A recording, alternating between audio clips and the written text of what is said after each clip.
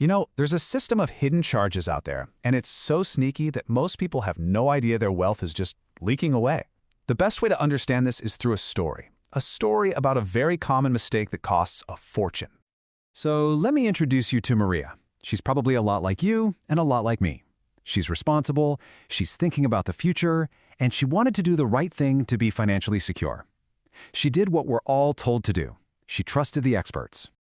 Picture this. She's 26, gets her first real job, and she does the responsible adult thing, right? She goes to a financial advisor. The guy seems sharp, he knows his stuff, and he sets her up with a portfolio of mutual funds. She walked out of there feeling confident, feeling like she was in really good hands. And man, was she consistent. For 2 whole decades, every single month, like clockwork, $500 went into her account.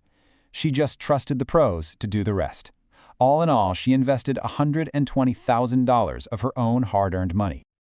Okay, fast forward 20 years. She pulls up her account statement. Her portfolio is now worth $287,000. And at first glance, that seems pretty decent. She more than doubled her money. But there was this huge hidden problem she never even knew was there. So what's the problem here? Everything looks great, right? This is where Maria's story takes a really important turn. And honestly, it's a turn that could be happening to your money at this very moment. The problem, and it's a huge one, has a name: the fee trap. It's this whole system of invisible charges that are literally designed to silently siphon money out of your account year after year. This is the reason Maria's good return was actually a massive opportunity lost. So when she finally decided to dig into the fine print, she was floored. You had her advisor taking a 1% fee, then the mutual funds themselves had their own expense fees, plus a few other little charges.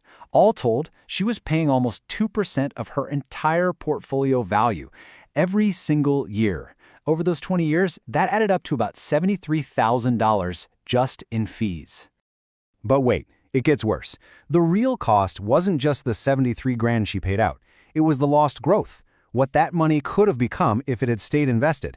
If she had just put her money in a simple, low-cost fund, her portfolio would be worth almost $400,000. That's $105,000 just gone, vanished, because of fees and the lost growth on those fees. So how in the world does this happen? How does so much money just disappear without anyone even noticing? Well, it all comes down to the psychology of how these costs are hidden from you. Okay, this breaks it down perfectly. When you go buy a car, you physically hand over the money, or you see that huge number leave your bank account. You feel that cost. But investment fees, they're totally invisible. The market might go up 8%, but after they take their cut, your statement just says you earned 7%. You never actually see the money being taken out. You just see a smaller positive number, and you figure, hey, that's normal. This quote just says it all, doesn't it? It really is like a slow leak in a tire. You don't feel it day to day, but over the long haul, that tiny silent drain can leave you financially stranded miles and miles behind where you're supposed to be. Okay, but you might be thinking, sure, I pay fees, but I'm paying for an expert, right? Someone who can beat the market for me? Well, that's what most people assume. But the actual data, the hard numbers, they tell a completely different and, frankly, a pretty devastating story. Get ready for this. This statistic is just staggering. Over a 15-year time frame, a whopping 92% of these so-called expert fund managers fail to beat a simple plain vanilla market index. Let that sink in for a second. You are paying extra for a service that has a 92% chance of doing worse than the cheapest, simplest option available. It's not even close. The odds are just overwhelmingly stacked against these high-cost funds. You're paying for expertise, but what you're getting, statistically, is underperformance. So we saw what happened to Maria over 20 years. Now let's zoom out and see what this looks like over a full career. That small 2% fee, it doesn't sound like a lot. But when you let it compound over decades, the results are, they're catastrophic. Okay, look at this. We have 2 investors. Let's call them Investor A and Investor B.